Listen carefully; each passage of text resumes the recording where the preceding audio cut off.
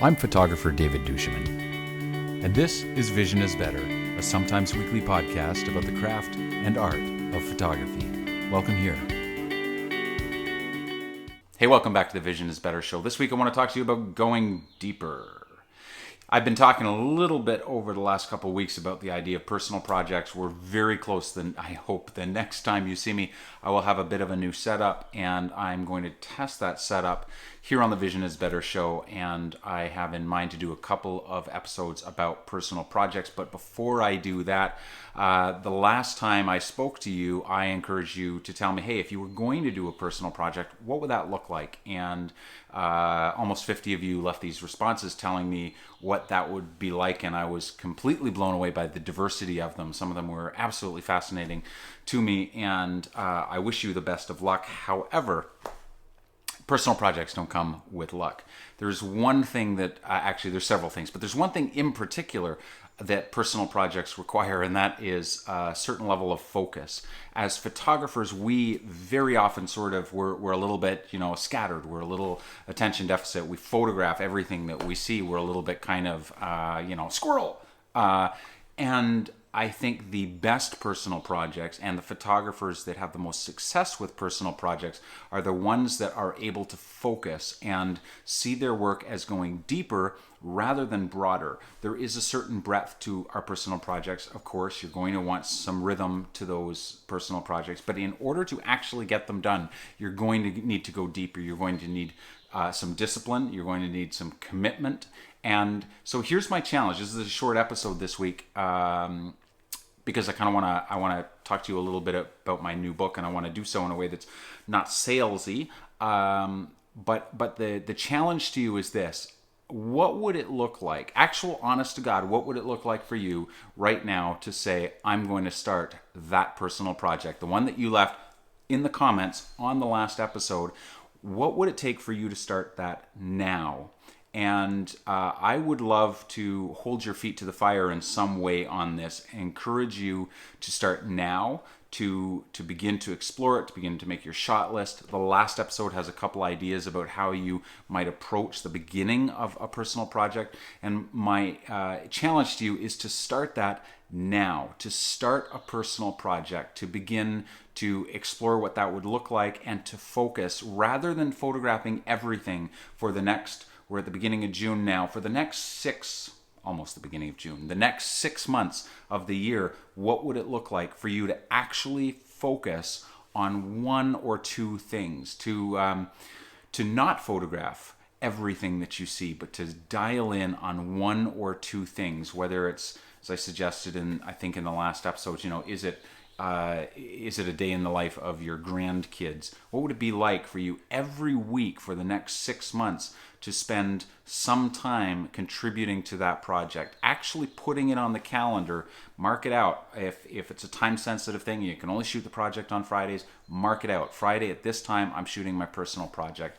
Put the big rocks in first on your calendar. If it's important, put it in. So that's the first thing I want to challenge you with, is a commitment to actually getting it done. What would that look like? If you're in, put your comments below and just say, I'm in. And if you want, tell me what you're doing. And, maybe over the next little while, we can use this as a way to kind of back and forth. If you have any questions about your personal project, I will do what I can to become more involved now in my YouTube channel. I think this is a great opportunity for a little bit of back and forth and some interaction in a way that's not possible on the blog, for example. So that's my first challenge to you. The second challenge is I want you to go to soulofthecamera.com. Now I'm about to plug my book. However, let me tell you why. I spent a long time writing this book, and I didn't write it because I felt like I was going to make millions on publishing. I think I've said this before, but if 3 of you buy one of these, I can go out and buy a coffee. No one's getting rich off this stuff. I wrote it because I'm really passionate about the idea of elevating, of treating with reverence the idea of the photographer's place in picture making. Our cameras are fantastic. They do all kinds of amazing things, but they don't do it without you. And I want you to go to soulofthecamera.com and just take a look at it. I'm not asking you to buy it, but there is a sample that you can download that's got a couple sample chapters. Those alone might help you. There is a table of contents so you can see what else I'm talking about in the book. But the reason I want you to look at this, and maybe there's a little video that you can watch, and there's a 1-hour interview that you could avail yourself of that's got good content about all of the topics in the book. The reason, I'm getting to my point, the reason I want you to look at this is because I want you to at least begin to recalibrate yourself as you're diving into the personal project. It is going to be, you are going to be everything in this project. It is not going to be your camera. It is not going to be your gear. And there's stuff in that book about discipline and about curiosity and about patience, everything that it actually takes to build and complete and work through the struggle of a personal project is something that I talk about in Soul of the Camera. It's a deeply personal book in the sense that I wrestled with some of this stuff. I tried to make it not only artsy-fartsy poet warrior stuff, but really pragmatic. But it comes entirely out of my heart and soul. And again, I wrote it because I believe so strongly in this stuff. And I think it's a conversation that we're not having often enough. So the next time you see me, we're going to start the Vision is Better some episode.